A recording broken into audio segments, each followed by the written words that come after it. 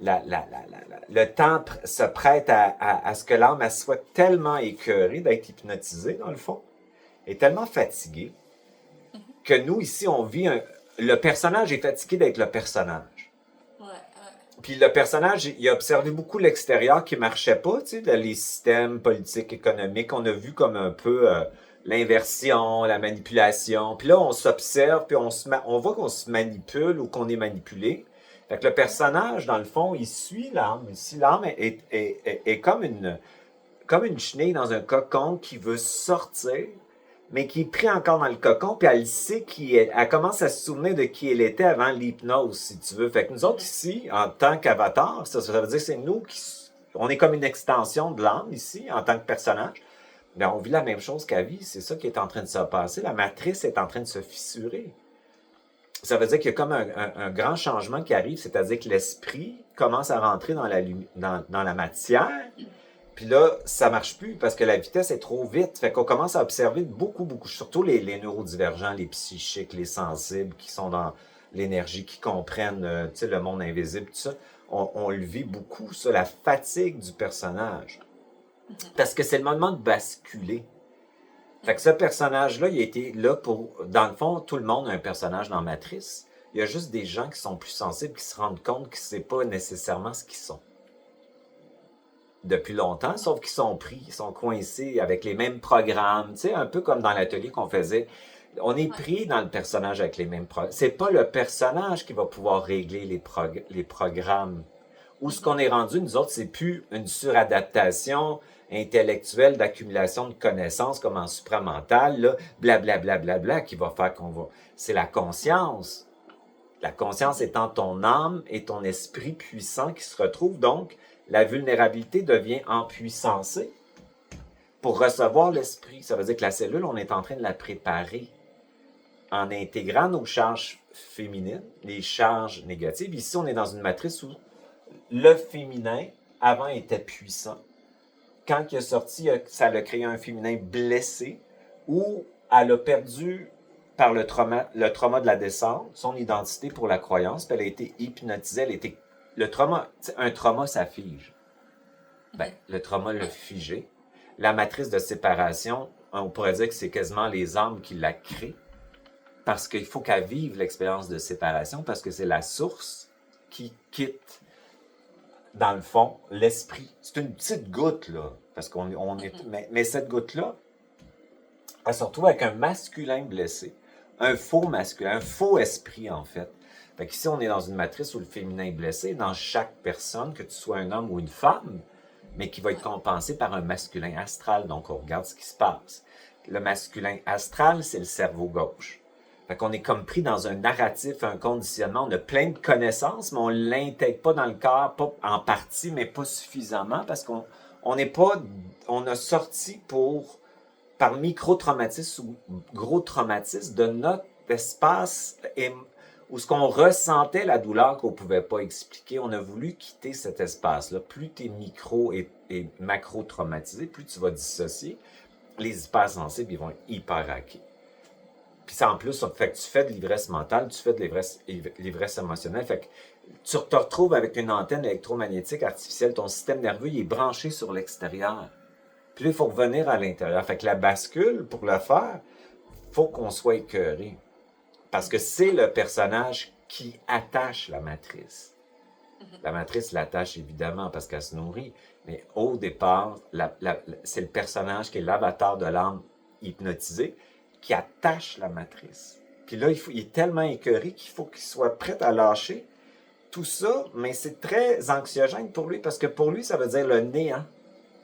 Parce que lui, c'est une compensation à l'abîme. Parce que l'âme, quand elle a quitté, elle a déconnecté, puis elle s'est branchée sur le néant, sur le débranchement. Fait qu'être débranché, pour lui, c'est le néant. Fait que c'est pour ça que quand tu descends, là, c'est la vulnérabilité qui doit être empuissancée pour recevoir ta conscience. Ta conscience est beaucoup dans le ventre, au niveau des neurones ventrales. C'est juste que tu la sens corporellement ou tu la vibres parce que tu t'élargis. C'est comme si tu t'élargis, tu es enveloppé, ton personnage est comme enveloppé, puis ton système vagal se met au point zéro, puis toutes tes glandes ici vont se mettre au point zéro, donc tu vas revenir dans l'instant présent hors matrice. Fait que c'est très corporel sortir de la matrice aussi. Ta conscience étant dans ton ventre, elle contacte tout le vide de ton corps. Ce champ réel-là, qui est ce que tu es, la source, si on avait parlé de la lumière noire, qui est dans le manifesté. La lumière noire qui a créé le manifesté, l'esprit, la lumière. Donc, quand tu as accès à cette source en toi, tu as un champ d'information. Du vide et du plein aussi. C'est pas juste du vide. Fait que c'est ça, être rebranché corporellement. Fait que là, les personnages qui ont fait beaucoup d'introspection, beaucoup de travail, beaucoup d'observation, beaucoup de thérapie, beaucoup de lecture, sont même écœurés d'eux-mêmes parce que ils n'ont pas l'intégration de ce qu'ils ont compris, en fait. Puis tant que tu es là, si tu es programmé avec un non-droit d'exister, ben tu vas être bloqué. Fait que tu sais, toi, ton expérience, c'est ça que ça parle, c'est que tu étais dans ton adaptation capable de te gérer, mais la voix que tu as entendue quand tu as fait une pseudo-erreur, parce que est-ce que c'est vraiment une erreur ou c'est un cadeau? Je ne sais pas. C'est que cette voix-là était toujours là.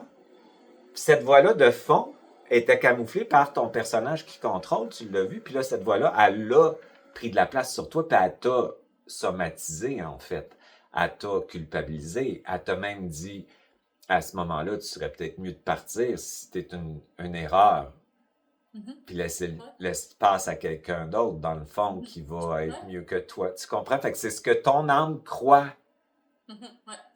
Donc, c'est ça que tu vis. Fait que moi, je trouve ça excellent comme expérience parce que c'est vraiment l'origine de la chute de l'âme. Puis, tu sais, dans l'atelier avec Karine aussi, qui parlait que son écœurement, c'est une fille brillante comme toi, elle connaît tellement de choses, elle est intelligente. Puis, elle est prise dans son personnage elle est directement liée au trauma de l'âme, elle. Avec une compréhension tellement grande qu'elle est coincée avec son non-droit d'exister aussi, puis sa culpabilité inconsciente qui l'empêche de jouer, puis avec une grande part du féminin blessé qui fait que la vulnérabilité veut dire abus, contrôle, domination, soumission, comme toi dans l'histoire de ton père, mais si on regarde au niveau subliminal, dans l'histoire du faux masculin astral que ton âme elle pense qu'elle a été trahie comme elle, ou elle vit fait que c'est tout ça qui est en train de monter pour les gens qui sont très, très sensibles puis neurodivergents. Et cette souffrance, c'est la mémoire de l'âme. Ce n'est pas ton personnage nécessairement juste dans cette vie-ci qui est en train de monter. C'est vraiment la résonance de cette accumulation de mémoire, en fait, de cette programmation-là. Fait que là, la bascule, c'est le moment de la faire. Puis c'est ça que les gens vivent, en fait. Je l'entends tous les jours. Les gens sont fatigués d'eux-mêmes. Qu'est-ce que ça veut dire? Ça veut dire que le personnage est fatigué d'être le personnage. Qu'est-ce que ça veut dire? Ça veut dire que ton âme séparée est fatiguée d'être séparée, puis de croire l'illusion de sa programmation est à bout, puis est en train de sortir de son cocon, parce qu'il se passe quelque chose au niveau de toute cette espèce de matière, de densité, puis de colle, parce que ça va plus vite, puis il y a quelque chose qui est en train de se passer pour tout le monde, puis ça se passe beaucoup au niveau corporel, ce truc-là, mais au niveau subliminal, ça brasse beaucoup. Et cette âme-là, elle commence à être écœurée. Là. Elle a vécu son expérience de séparation. Elle a vécu la dualité artificielle. Elle est, oublie pas, ton âme, elle est dans un temps linéaire, ton personnage dans un temps linéaire, ton âme, elle s'incarne dans le passé puis le futur tout en même temps. Là. Fait qu'elle a accumulé toute la mémoire de toutes ces expériences-là. Puis là, c'est assez. Il y a quelque chose qu'il faut passer à de l'involution expérimentale de la séparation à l'expansion, au retour d'une connexion inévitable, c'est-à-dire un rebranchement. Puis ce rebranchement-là, il se fait par le corps biologique, c'est-à-dire la descente dans la matière. C'est-à-dire qu'il faut habiter notre bas pour recevoir notre conscience, recevoir le champ réel. Puis ce bas-là, c'est tout le féminin. Mais si le féminin ici voulu dire féminin blessé.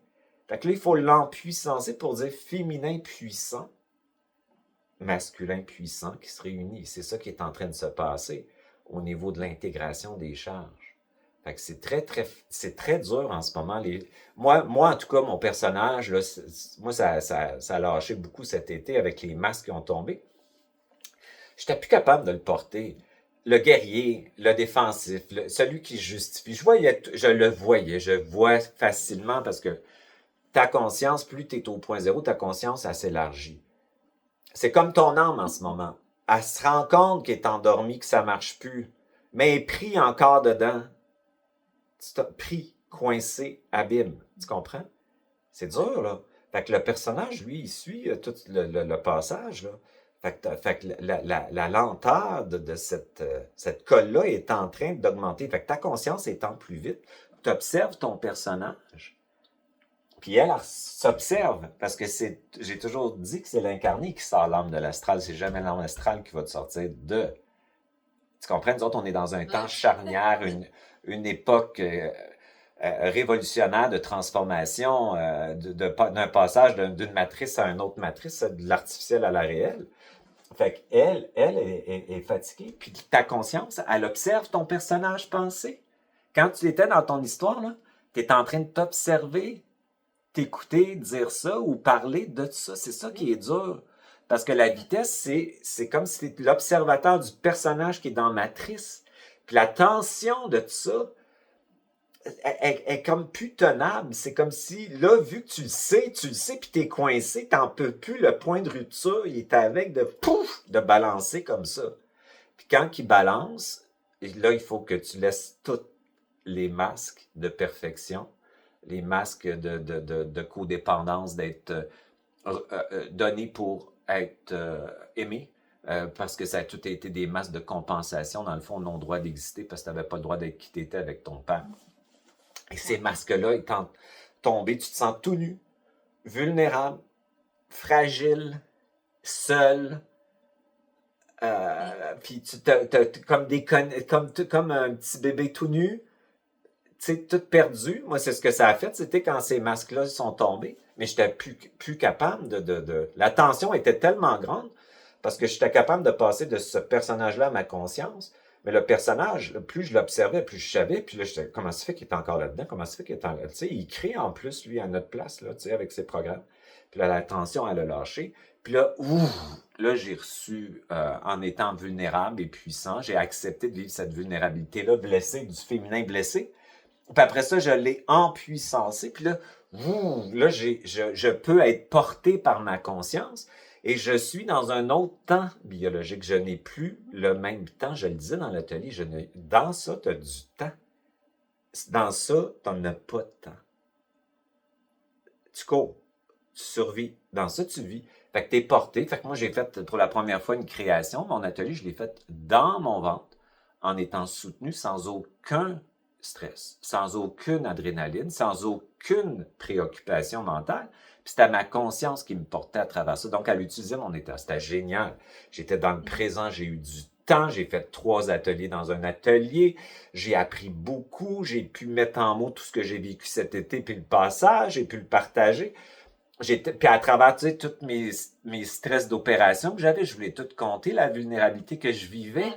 Tu sais, mon opération, il fallait qu'elle tombe le 5 décembre, j'avais un cours le 6 décembre, ça me faisait chier, mais je n'avais pas le choix. Puis là, j'ai dit, je vais-tu être capable de le faire? Puis là, j'ai tout remis ça à ma conscience, puis j'ai été porté, puis là, les synchronicités se sont placées, si tu veux, pour que ça se passe bien. Mais tu sais, j'en ai chié pendant un mois parce que j'étais sous antibiotiques. La vis n'a pas tenu dans mon affaire, l'infection s'est pris là-dedans, puis mais j'étais porté, j'étais pas anxieux. Un petit peu, mais je remettais ça à ma conscience. J'étais soutenu, porté, puis je remettais à ma conscience le chemin qu'il fallait qu'il se passe. Fait que j'ai trouvé ça extraordinaire, puis c'est la première fois que je vivais ça de cette façon, à travers une certaine forme d'adversité dans ma vie, tout en restant connecté puis branché. J'ai trouvé ça extraordinaire. C'est peut-être pas grand-chose pour quelqu'un d'autre, mais pour quelqu'un qui a survécu dans le contrôle puis l'ivresse mentale, c'est énorme quand tu vis des trucs comme ça. C'est comme c'est comme une grande joie de vivre et de ne pas survivre à travers ce qui se passe. Moi, je trouve ça extraordinaire. Fait que ce féminin-là, il faut l'empuissancer. Ouais, tout à fait.